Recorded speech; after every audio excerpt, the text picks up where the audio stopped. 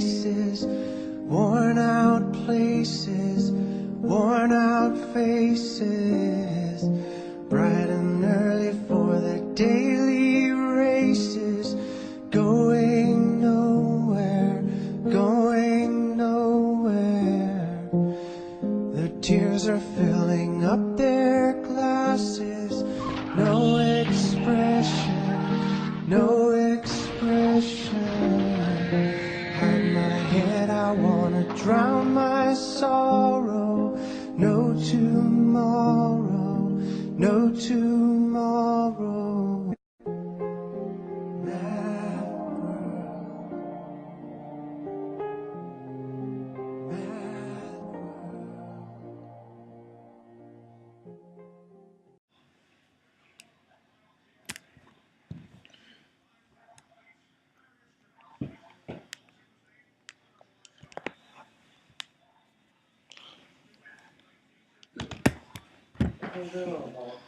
I'm Tom Quinn, and I'm here to talk to you about preventing drinking and driving. On average, someone in the United States is killed by a drunk driver every 40 minutes. A good friend of mine has had drastic changes in his lifestyle because of a drunk driver.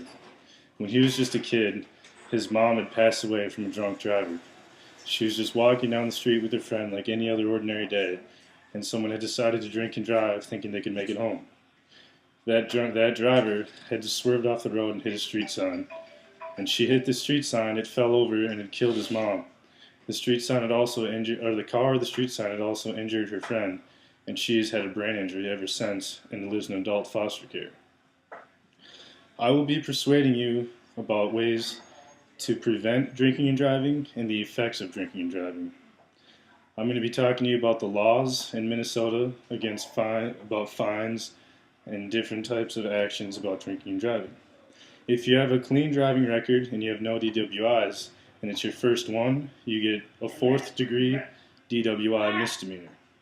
This will result in up to a $1,000 fine and or 90 days in jail. If you get caught again after that, and it's your second offense, it'll be a 3rd degree DWI. For this 3rd degree DWI, you'll get a gross misdemeanor, $3,000 fine, and or a year in jail. When you get your 3rd offense, this is a 2nd degree DWI gross misdemeanor, $3,000 fine, and or 90 days in jail. If you get caught a 4th time, you're looking at a felony DWI.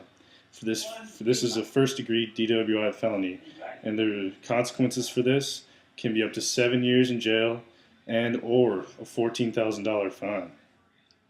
Some factors that can affect the fines and laws against drinking and driving is a prior driving incident within the past 10 years, or an alcohol concentration level of 0.20, 0.20 or higher within 2 hours of driving. Another one is presence of a child 16 or younger in the car. If you don't care about yourself, or if you don't care about getting a DWI, please care about the safety of others. You can easily harm others. Vehicle assault is when you assault someone by getting them hurt when you drink and drive. So the consequences for a vehicle assault was a Class D felony. This will result in revoking your license for 1 to 5 years and up to 2 to 12 years in jail. Child endangerment is when a child gets hurt from a drunk driver. This is also a Class D felony. You also get your license revoked, and you can serve 2 to 4 years in jail and 3 to 6 years if the child is killed. Vehicular homicide is when someone is killed by a drunk driver. This is a Class B felony. Your license will be revoked for 10 years. You can serve up to 10 years in jail and up to a $20,000 fine. Please help others prevent drinking and driving. It's very important to find a sober ride. When you go out, make sure you have a ride lined up. If not, call a cab, take a cab. You can walk. Walking a couple miles is better than harming others or risking anything. You should have a family or a friend who can help you out.